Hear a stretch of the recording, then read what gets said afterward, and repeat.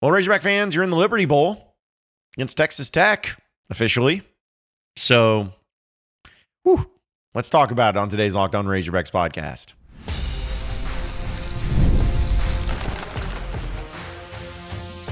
You are Locked On Razorbacks, your daily podcast on the Arkansas Razorbacks. Part of the Locked On Podcast Network, your team every day.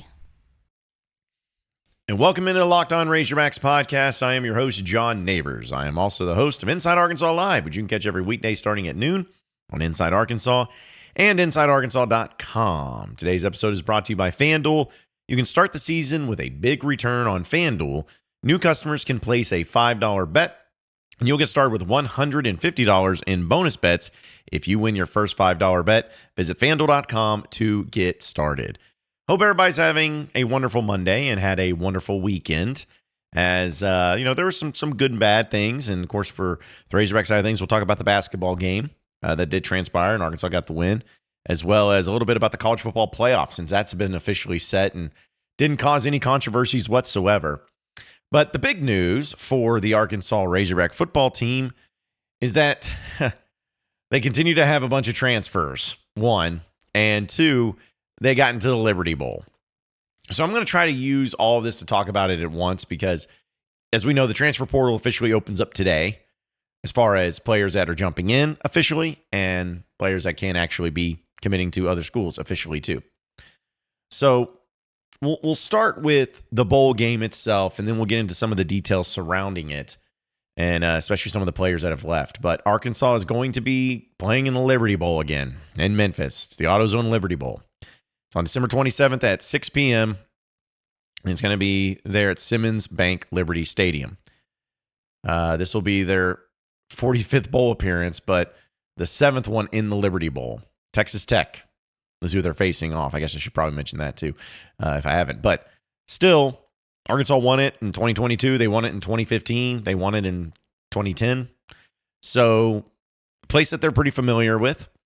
And they have really had some success there here recently. Now, I'm going to be honest. Like, some people took me being bummed about this the wrong way, at least on social media. I'm not bummed about Arkansas going to the Liberty Bowl because I thought they deserved better than that. I'm not bummed that they're going to the Liberty Bowl because I just want to hate. Only reason I'm bummed that they went to the Liberty Bowl is because me, selfishly and personally, I wanted to have something different. I wanted to have a different bowl game against a different conference foe and a different opponent you haven't really had any familiarity with. Because that at least can provide some sort of unique, original intrigue. But when you're going to the Liberty Bowl, which, again, this is going to be your fourth time in 14 years you're going to the Liberty Bowl, when you're playing a familiar foe that in Texas Tech, because historically you played against them in the Southwest Conference, and even as recently as played them in 2014, 2015, it's not necessarily new, but all that accumulated together just doesn't really intrigue me from that perspective. Again, I don't think Arkansas deserved better than that.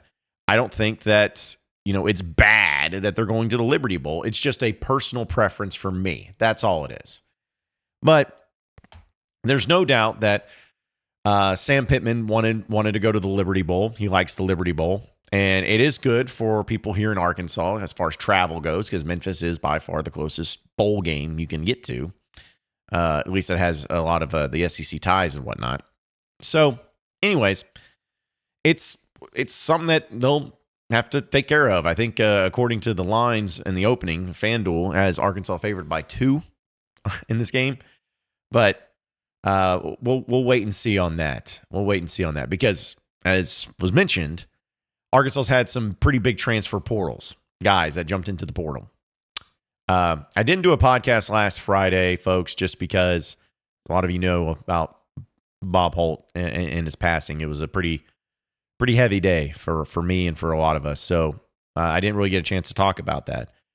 So knowing that there's been the additions that have had happen into the portal from Arkansas, some of them have not been surprising, but others have been pretty shocking. And there's just such a weird situation right now. I heard Patrick Kutas was entering into the portal weeks ago. I also heard that he was going to Ole Miss weeks ago. Been in place. I didn't hear that from him. I just heard it from people that I know and talk to. So he's entered into the portal. You had Luke Has enter into the portal. No idea where he's going, but that happened. You had Malachi Singleton, of course, enter into the portal. Wasn't surprising there. You also had Nico Davier enter into the portal. So some pretty big additions. The one that was the most shocking to me, though, I think was Josh Braun. Josh Braun, I felt like, was either going to be at Arkansas next year or he was going to simply go to the NFL. Well, he's doing neither. He's going into the portal to find another school to play at. So your bowl roster is going to be interesting. You're going to see a lot of new faces there, and that's fine. I mean, that's a lot of college football is going to be. But, folks, it is pretty concerning to me. I'm trying my best not to be negative all the time, but it's concerning to me that you're basing a lot of, when I say you, talking about Arkansas, talking about Yurchek, talking about all that, you're basing all of that on maintaining continuity within the program heading into next year. That's what you're basing this off of. Well, portals are going to happen. I understand Malachi Singleton hopping into the portal. That's happened. Backup quarterbacks happen often. But for players to just go in that you were hoping to count on with that continuity to build upon next season, when your best players in that regard are leaving, like Jalen Braxton, those guys, it's bad. This is a bad vibe. And it's really hard to, just take this into a positive outlook. It really is. And some of you also say, well, this happens everywhere. The players leaving, players jumping into the portal. It's happening everywhere. And you're right. The only difference is programs that have their best players hitting into the portal are not the programs that you want to be in. Either, especially when you're supposed to be improving, your trajectory is supposed to be higher, and it's not. You're a mess right now, plain and simple. So I don't know what it's going to hold for Arkansas in the portal this time as far as getting players out of it. I just don't see how you can go in and get a player just as good, if not better, than Patrick Kutas or Josh Braun or Luke Has or Jalen Braxton. I just don't see that happening. It doesn't mean you can't get good players, because you did. You have. You've proven it. But until I start seeing something, it's really hard to feel confident and get excited about it. So just a weird time right now. Disconnect. In fact, yesterday they had the press conference, or it's not even a press conference, it was a teleconference with the Liberty Bowl with Joey McGuire, the coach of Texas Tech, and Sam Pittman. Because we have not heard a thing from Sam Pittman. Not a thing. And I know he went through his surgery, and it's been almost a week now. But we haven't heard about signing class. We haven't heard about port. We haven't heard about any of this stuff. None of it. Well, Sam Pittman did go on this teleconference and was asked about his health and his surgery and everything following it. And here's his update on where he's at when it comes to his physical health following his hip surgery. Yeah, this is day now 5, and I'm not able to walk quite yet without my walker, but I'm close. I had it Tuesday morning, and only thing is, I wish I would have had it done a long time ago. It was really, really in bad shape, but I went in every day since Wednesday, Thursday. Obviously, it was National Signing Day. It didn't feel great Wednesday, but Wednesday, Thursday, Friday, Saturday, today, and it's getting better, and I'm almost able to walk without my walker. So I do appreciate you asking me about it. So let me be very clear on this. I'm very happy that Sam Pittman is getting better. I always want him to go through a successful surgery and everything like that. But man, it's just a tough look right now with everything going on. There's just no positivity coming from the program. You got players that are jumping in to the transfer portal like crazy. Your offense coordinator almost left, or tried to leave at least. Your athletic director is non-existent, doesn't exist. In fact, on that teleconference, both programs usually have their head coach and AD both on the lines. Texas Tech did, Arkansas didn't. Hunter Yurchek was traveling. And I'm like, traveling where he can't just get on the phone for 20 minutes? And where's he traveling to on a Sunday afternoon? I'm not saying he's not, but it's just okay. So just nothing right now is being said, being talked about, being helped. Like there's just nothing. And it's hard to have people really feel good about, here in the next few weeks, especially. But again, I'm glad he's healthy, but it's all bad. Like it's just tough. It's a tough look where, it's just one thing added to another. And so we'll see. Maybe we'll hear from Sam Pittman this week again in a more a press conference that can actually be asked questions because Trey Biddy tried to ask a question about the roster and the Liberty Bowl representatives like, absolutely not. We're not doing this. We're only talking about the bowl game. So it's just kind of weird. But that's something that we could, I'm sure we'll have a chance to talk to Sam Pittman and everything, but just a weird time. But hey, you're going to the Liberty Bowl and some of you will go. I'll probably end up going even though I refuse to. And maybe it'll be a good time. Maybe I won't regret it, but still just a lot of uncertainties, a lot of weirdness, a lot of awkward vibes for the Razorback football program right now. Hopefully they break through and hopefully it doesn't end up having to be like this for very much longer. We'll see. So we'll talk about Razorback basketball because they did get a win over the weekend against UTSA. But just like every other win, doesn't come easy. We'll talk about that and more. So stay with us here on the Locked On Razorbacks podcast.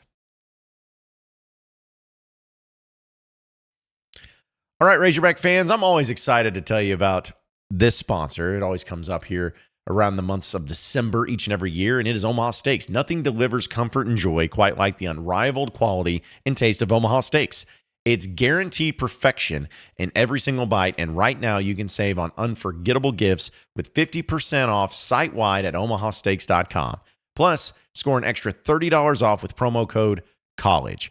With 5 generations of experience, they consistently deliver the world's best steak experience, and the gifting experts at Omaha Steaks have made it easy to deliver the perfect gift with thoughtfully curated gift packages featuring gourmet favorites.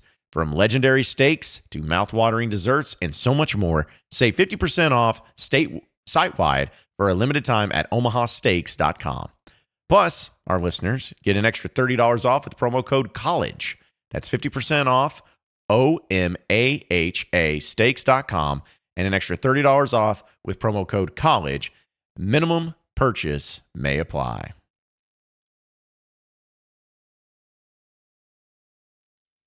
All right, so moving on into the next segment of the Locked On Razorbacks podcast. So Arkansas, once again, had a pretty close game, Razorback basketball that is, against UTSA.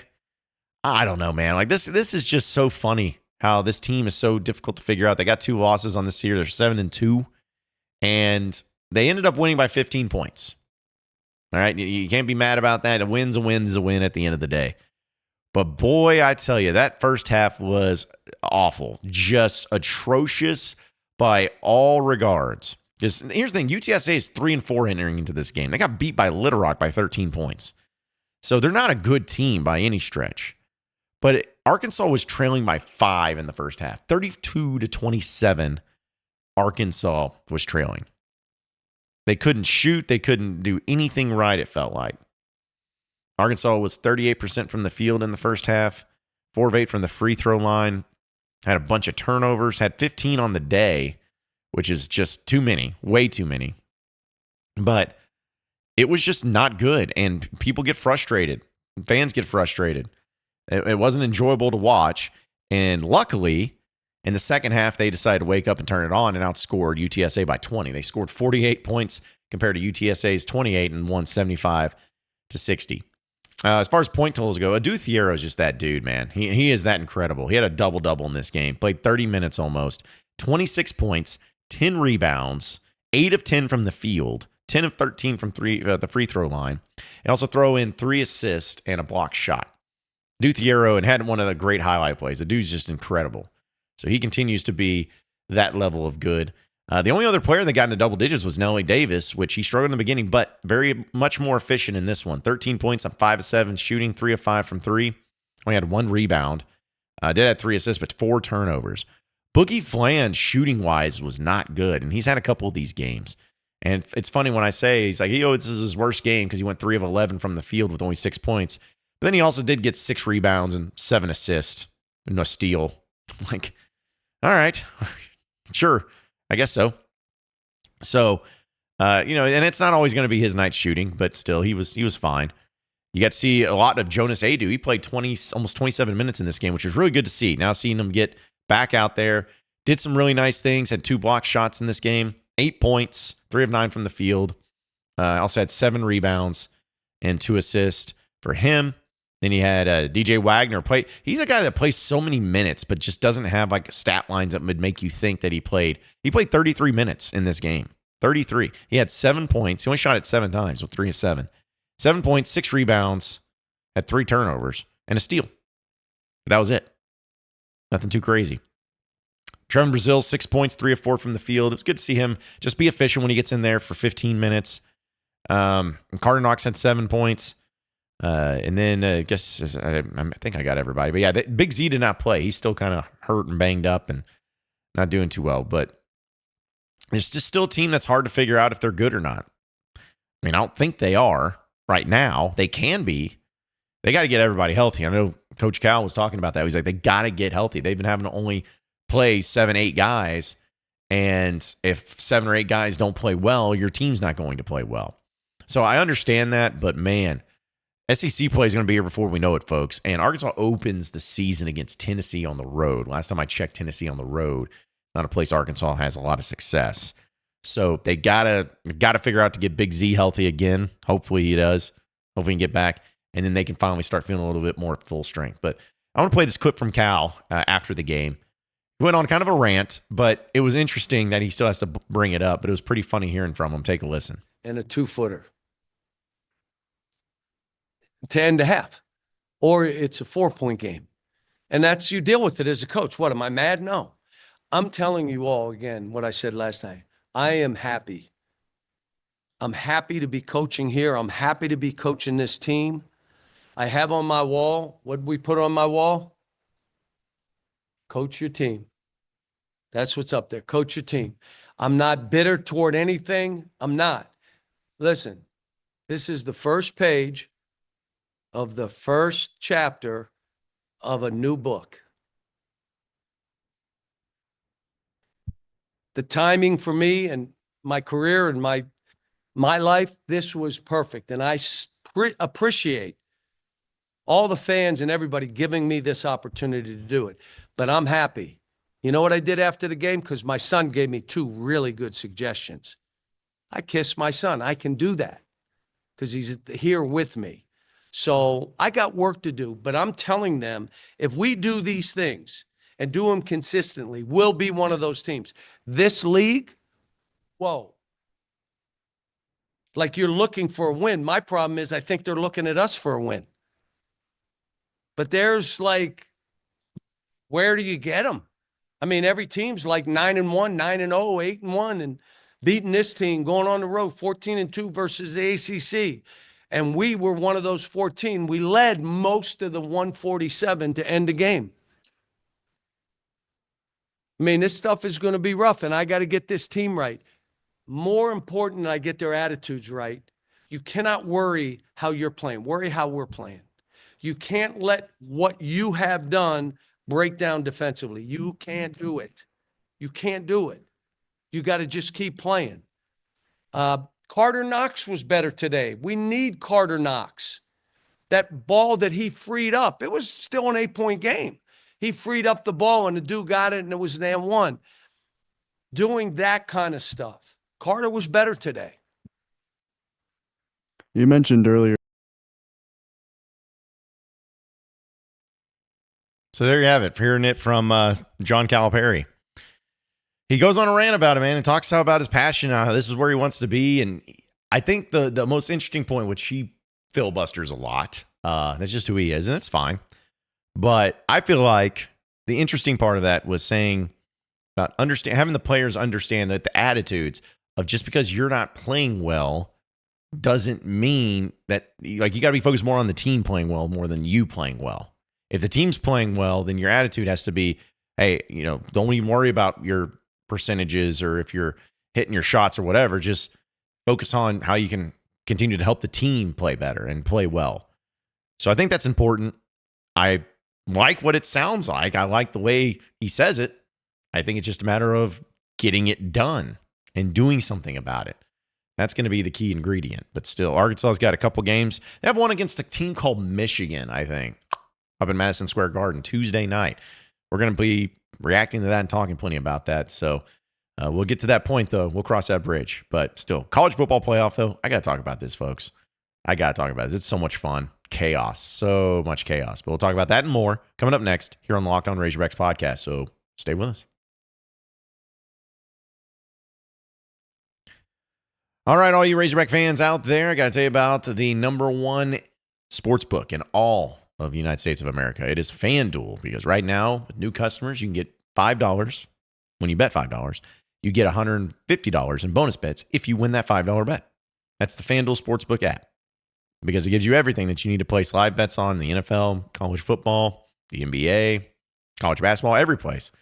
They give it all to you. So when you're getting a hunch in the middle of the game, you can check out the latest stats, view live play-by-play, and so much more on the same page where you get to place your bets. Just visit FanDuel.com to join today. You'll get started with $150 in bonus bets if you win your first $5 bet. That's FanDuel.com. Never waste a hunch and make every moment more with FanDuel, an official sportsbook partner of the NFL. All right, so final segment here on the Locked On Razorbacks podcast. So the college football playoff, the first year where it's expanded to 12 teams, Arkansas is not in it, but it was chaos leading up to this point. In other years, if they had the 12-team playoff, it probably wouldn't have been as crazy, wouldn't have been as wild. But because this season was so wild for all the teams, where there's only one undefeated team, and that's Oregon, no one really knew what to expect. And there were going to be teams that were upset, which I think was so dumb, some of the teams that were upset. But either way, it's officially set. As of right now, in the first game, you're going to have Clemson on the road playing Texas in Austin. Okay? That game is going to, and this is what's wild. The winner of that game plays Arizona State, the winner of the Big 12. Just like we all thought. We all knew that Arizona State would get a bye week in the first playoff. Craziness, madness. After that is Tennessee traveling to Ohio State. That's going to be a really fascinating game. Ryan Day, he's got to find a way to win some big game. I'm not saying that everyone will forgive him for losing that Michigan game the way they did, but if you can win in the playoffs, people will at least give you some credit. So that game's going to be played in Columbus. The winner of that game plays Oregon. So could be a rematch of Ohio State and Oregon, which Ohio State should have, in a way, beat them, but didn't. Now, in the other game, you got SMU and Penn State. SMU lost the ACC title game, but I was really glad that the committee kept them in, because I still feel like playing that extra game should not punish you. So SMU plays Penn State. The winner of that game plays Boise State. Boise State getting a bye week, as they are a team that won the Mountain West and the group of five and whatnot. So they're going to be there waiting for them. And then Indiana and Notre Dame, battle of two teams in Indiana. That will be facing off against each other. And the winner of that plays Georgia, and that'll be in the Sugar Bowl. So that's how the playoff is set up. No Alabama, no Ole Miss. There's 3 SEC teams, everything. Here's what I'm going to say about it, because everyone's got their own take on it and everything. I'll say this about it. I think that they got it right in the regards of seeding and everything. Like the way the format is intended right now, they did the right thing. They did the right thing by getting SMU in there. I like that. I like the fact that of the matchups and who they play next and all of that. I do appreciate and enjoy it, and it's going to be fun. It's just like everything else, folks. Like, so many people are mad about this, and just like anything, hey, it's the first time. And it's not always going to get right the first time. BCS wasn't always, in the format, was not always going to get it right. The 4-team playoff is not always going to get it right. It takes a little bit of time. Just got to be wary. The thing that has to change, though, in my opinion, this whole idea of Boise State, for instance, getting a 3 seed and getting a bye. No. Automatic qualifiers to me are important. I like the automatic qualifiers because it really gives the extra incentive to win your conference title game. And if you win your conference title game, it should give you a huge boost in the rankings and etc. But what I don't like is when the automatic bids have you surpass teams and give you that extra bye when they shouldn't. For instance, I believe that Texas is a better team than Boise State. So I think that they should be represented in that way. Like if the top 4 teams that get by should be the top 4 teams. The automatic qualifier should just get you into the playoff, but it shouldn't guarantee you a bye week. It shouldn't guarantee you a higher seed or whatever. What it should do is just get you into the playoffs. Because say if a 9-3 team won a conference championship against a 11-1 team, I don't think that 9-3 team should jump and be in a better position than a team that went 11-1 in some other conference. Like I just don't see that being the case. So I like the automatic qualifiers, but don't let that be the one that gives you the bye and gives you the extra incentive there. I don't like that aspect of it. So it should be chaos, though. I don't know who's going to win. I think Oregon's good enough to win a championship. I think Georgia still is going to be good enough to win a championship. But that's the thing is, I don't think Texas will, but they play Georgia much better. Ohio State, nah. I like Tennessee when they're playing at their best. I don't think Penn State's going to do it. Notre Dame always falls short. So I don't know. It's just going to be fun to watch. I can't wait. I just cannot wait. It's going to be so much fun.